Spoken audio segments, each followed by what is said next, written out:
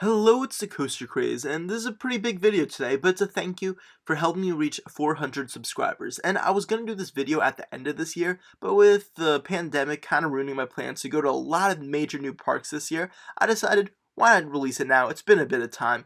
I've ridden a total of 160 roller coasters across the United States of America, and today I'll be talking about my very favorites. So before we get into the top 10, let's just roll a few honorable mentions.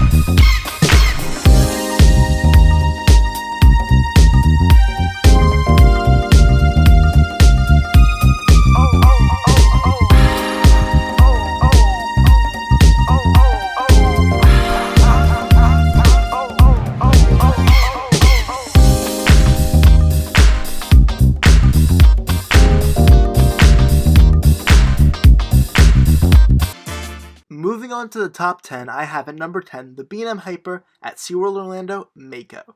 And this is easily one of B&M's finest creations, though I don't think it's their best American Hyper like many people say. I find that one of the hills is a bit too trimmed heavily and comes off a little uncomfortable and limits the airtime. Plus, I don't really think there's that much ejector like many people say on some of the later hills, but the floater is phenomenal, the setting by the water is so amazing, and that ending where it does those turns right above the water, really iconic and really sets it apart from other hyper coasters. Overall, just a super smooth, re-rideable, and fun coaster. At number 9, I have Superman Ride of Steel at Six Flags America. It's at my home park, it's the coaster I've ridden more than any other ride, and I just think it's so underrated. This is an elite hyper coaster with some insanely powerful ejector hills on those last four, and that first hill delivers some great floater. The helixes, yeah, maybe they're a little bit too wide, but they still give some intensity, and I have grayed out when I'm in the back seat a couple times. The straightaway gives a great sense of speed, even though it's a little bit awkward. I love the trip it takes through the woods. The drop is spectacular, and experiencing this ride at night, especially in the back seat, is a really amazing and intense experience. I mean, this coaster gives you such a great sense of speed. It's super smooth, and just delivers a great mix of what you want in a hyper coaster. Really phenomenal ride. Nitro at Six Flags Great Adventure is my number 8 favorite coaster, and it's easily my favorite B&M that I've ridden. And I think it's really ridiculously underrated. Many people just kind of forget about this in the grand scheme of hypers, but in my opinion, it's the king of floater airtime. And just the sheer quantity of airtime, the amount of hills, all the hills just give so much. This is really the coaster that makes you feel like you're flying throughout the woods, and it's such just a great environment. I love it, and it's so re-rideable. I mean, it's pretty darn smooth. Yeah, some of the valleys get a bit of a rattle, but nothing too bad at all. And that upward helix is insanely intense, always makes me gray out. Overall, just a really phenomenal ride, even if it's overshadowed by another coaster at the same park. At number 7, I have Skyrush at Hershey Park, which is definitely a love it or hate it coaster, and I'm definitely on the love it side. This is probably the most intense coaster I've ridden, and it is just insane. A complete adrenaline rush. When you get back to the brake run, you're like, what the hell just happened? I mean, this coaster's drop is ridiculous, especially with those wing seating. You can get a really crazy ride where you're out in the open, just the back-to-back of negative G-force on those powerful airtime hills, and then the really powerful laterals with the positive G's is ridiculous. The setting over like the little lake is amazing, and of course the big drawback is those restraints. They hurt like crazy, but I don't think it impacts the ride experience. It's really just, it's painful after, so at least for me it's hard to like just lap and marathon, but it is an insane roller coaster that I'm so glad exists. Phantom's Revenge is a coaster that I saw how much hype it was getting, and I really didn't see how it could live up to it, but somehow it completely exceeded it for me. I mean, this coaster is butter smooth, lightning fast, and one of the best terrain uses I've ever seen on a coaster. I mean, it's such a weird and funky layout, and how Morgan redid the old Aero looping coaster. And yes, it is a bit short, unfortunately, but it packs in some of the most insane airtime I've ever experienced. Back row on this thing, especially at night, is ridiculous. I mean, the whole thing is like just pitch black, and you can't see at all where you're going. Going under Thunderbolt structure is another highlight. This coaster is just so unique and really features just so many great elements with the laterals and the airtime and the drops.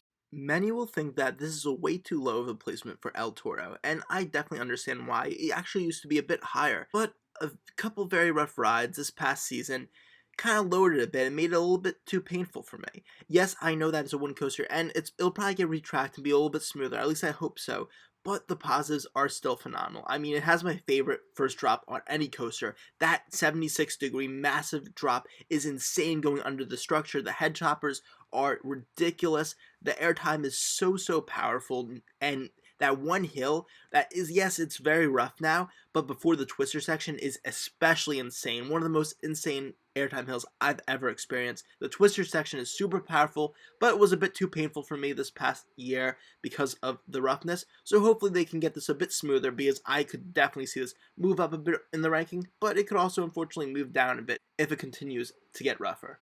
Superman the Ride is by far the best hypercoaster I've ridden. This thing is insane. It is just a work of genius by Intamin and the park, Six Flags New England, put in a lot of care into this coaster, just everything about it. When you walk into that area, it almost has a Universal vibe with the theming and stuff and the Superman queue line, and then all the effects on the ride, like when they play the Superman theme song as you go up the lift hill, going under that tunnel, through the Superman signals, and more tunnels during the twister section at the end with like the van and stuff. There's actually good theming here, which is really cool for a high-speed coaster. And of course the layout is amazing with that out and back start with great airtime, gray out inducing overbanks and positive g-forces, a phenomenal first drop, and then coming back and you get these crazy laterals and helixes with some great bunny hills too. I've heard people say that doesn't give much airtime with the bad restraints, but for me, it gave plenty. It was just that they were a bit painful on the legs and definitely were pretty bad, almost Skyrush level, but other than that, this is a top tier coaster. Now we've reached the top 3, and these coasters are all so close together. And my number 3 pick is Twisted Colossus, a ride that I haven't ridden forever, but I can't wait to get back on again once I go to LA this fall, assuming that still happens with coronavirus and all. This coaster is amazing, and I didn't even get a dual ride on it. It was my first ever RMC, and the long ride experience was phenomenal. Tons of airtime, and it has my favorite inversion of all time, that Top Gun stall, insane. The high five element, great. Just little bunny hills before the lift hill to start off. This ride is packed with great ejector airtime, is butter smooth, and I can't even imagine how amazing a dueling ride is on it. At number 2, I have Wicked Cyclone, the other RMC and other Six Flags New England coaster on this list, and boy is this a great ride.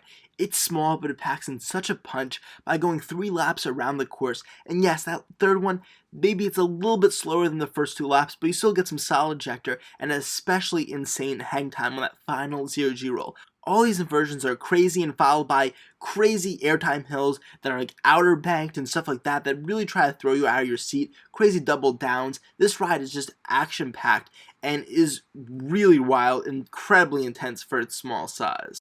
So it's time to reveal the big number 1 coaster, and it's my favorite coaster from my favorite manufacturer, Intamin, and it's the only Giga coaster I've ridden. This is Intimidator 305 at King's Dominion, and boy is this a fantastic ride. I haven't ridden it since 2016, so I'd be really curious to see how it stacks up with some of the other ones on this list, if it's still my number 1. But when I rode it, I fell in love with the insane laterals and the massive drop to it, in addition to a pretty solid ejector hill later in the ride, even though the first floater hill didn't really give me much airtime.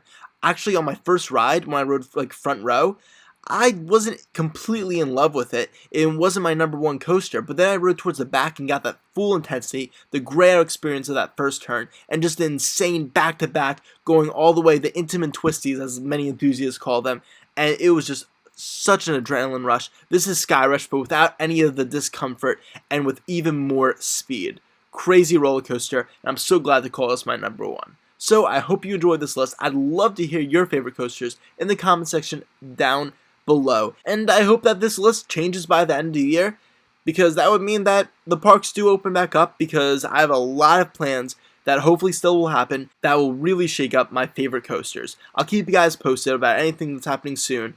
So, thank you guys for watching, and I'll catch you later. Coaster Craze signing off. Bye.